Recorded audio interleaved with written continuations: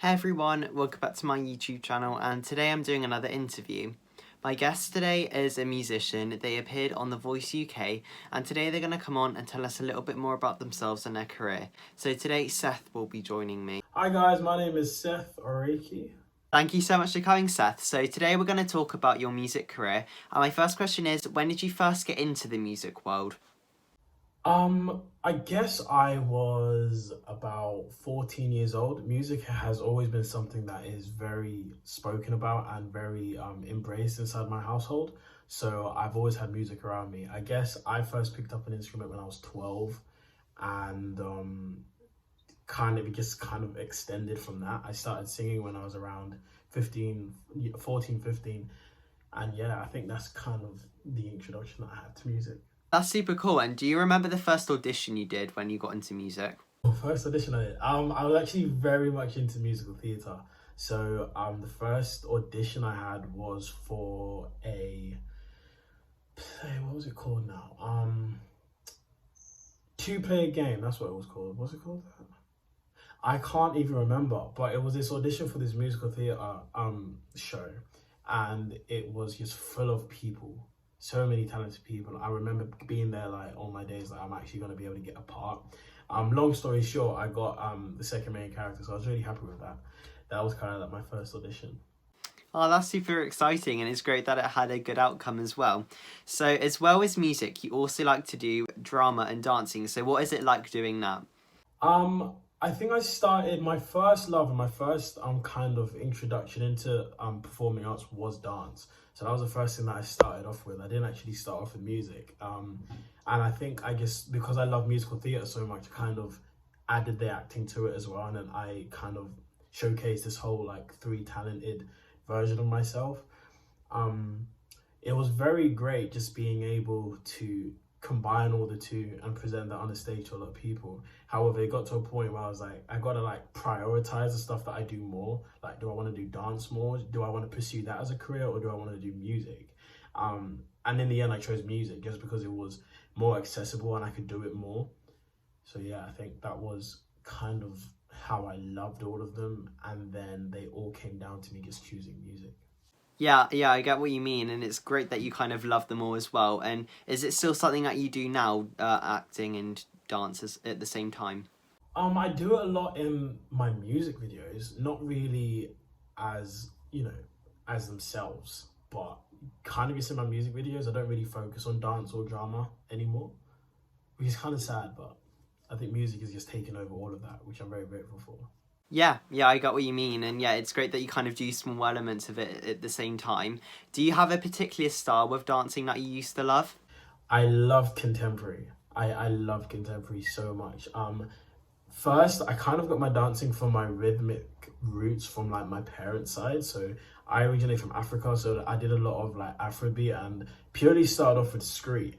And then as I started doing dance more, I started, doing other types of forms of dance. And contemporary was very much one of my favorites. It allowed me to express myself lyrically. So I wasn't really focusing on movements. I was focusing on the expression that my movements created due to lyrics, which was a really cool combination that I loved so much, which I found in contemporary.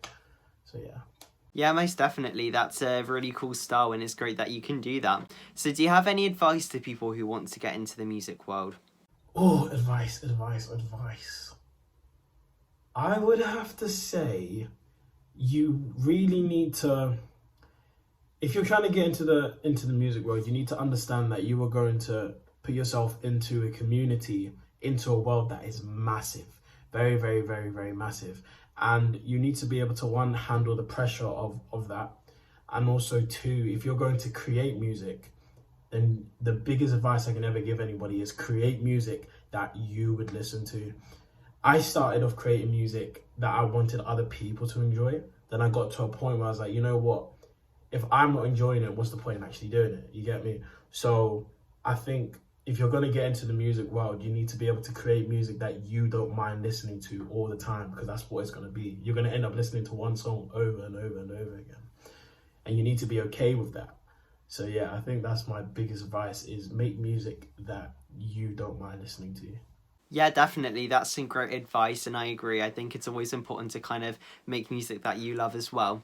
So, one big moment in your career was The Voice. So, what was actually like auditioning to be on The Voice UK before you auditioned on the TV bit? Um, it was stressful. If I put it plain honest, it was a lot of stress, and kind of it was the first time where I was kind of like the music industry was presented to me. I went from a kid who used to make music inside his bedroom, and to had never actually had access to the music industry and an actual established type of thing. So it was crazy being a part of this world. And I went through tons of auditions before I actually got the TV audition. Um, it was just crazy commuting from where I live, which is down south, to Manchester and to London all the time. But at the same time, it was an amazing experience to actually be put into an established, music brand and be able to express something that originated from, just being in my bedroom, which was crazy to see. Yeah, definitely, and it's lovely that you got to experience it. So, you're currently working with the music label Come Play With Me on a collaboration featuring one of your songs. So, I heard it was played on the BBC multiple times. So, what was it kind of like having it played on such a big platform? It was crazy. It was played one night and I had no clue it was played. I think it was I just went through my emails and I turned my phone off, and then I opened my phone. There was just thousands of notifications being like, "Dude, your song's on the radio." I'm like, "What? What's going on?" And I go look on my emails, and yeah, it said that even when it has been played on both I think it's West Yorkshire and also in my hometown Bedfordshire radio as well. And I was like, just amazed. It was something that it was only supposed to be played once, but the fact that it was played multiple times was like, whoa, people actually like my stuff, which was a great realization. That song was made in my bedroom just by myself. For it to be able to reach so many people is just amazing to think about. It is incredible that that happened, really, and it's. Did you have literally no idea that it was going to happen? Yeah, so I think Come Play With Me, they took the song and submitted it to BBC Upload, and it was a complete surprise when I heard it. So yeah, that was it. Yeah, that's a super cool surprise to have, and it's amazing. So, do you look up to anybody in the music world? Yeah, I look up to so many people in the music world. I think it's so massive. One person I would say, gosh. The first name that comes to mind, he is very, very controversial. He's just a very weird kind of character. He creates this sense of enigma like everywhere he goes. Matt Healy, he's the front man for the 1975. And just the topics that he talks about in his music and in their music, it's just something that wouldn't be spoken about in a normal conversation. And the fact that he's using his platform to express those type of things is absolutely just astonishing to me. And that's someone who I very much want to grow up to almost be like. Yeah, well, they sound like a great person to look up to, and it's great that you feel inspired by them. So earlier on, we were talking about what it was like auditioning to be on The Voice, but what was it actually like being on TV and being mentored at the same time? I have to say it was amazing, just because it was the first time that I had actually had access to the music industry and had so much access to, mentors such as, will.i.am. I was on his team, and being able to, communicate with him and have that time it just took my music to the next level, which was absolutely amazing. Performing has always been something that I love to do. So being able to perform, to that audience, but also knowing that was then going to be broadcasted on TV. And when it was just this amazing feeling of like, whoa, this is what some artists get to feel like on a daily basis. And it was just that, like, I really don't want this to end, if you get me. Yeah, definitely. And what songs did you sing on The Voice again? Were they like ones that you got to pick, or were they kind of ones chosen for you?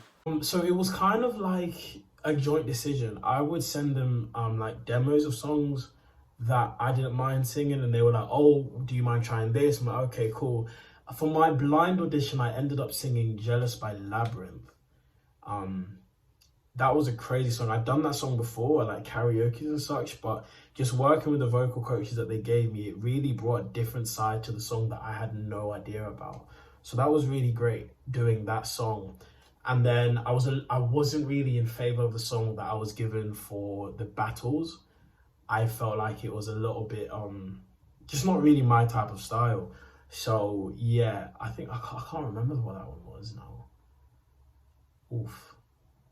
It was Young Blood. It was Young Blood. I remember it was Young Blood, um, by 5 Seconds of Summer, I believe. So it was a very like boy bandish song. So yeah, it didn't really do in my favor, but. Well, I think it's like kind of cool how they kind of did a 50-50 kind of agreement thing, especially with the audition one. And it's cool that you also kind of got to try out some new songs and styles as well. So where do you see yourself in 10 years' time? In 10 years' time, well, I would like to see myself established in the industry. However, unlike some people, I don't really see myself pursuing a music in the creation of music. However, I still see myself very much in the industry. I think kind of helping other artists on their craft.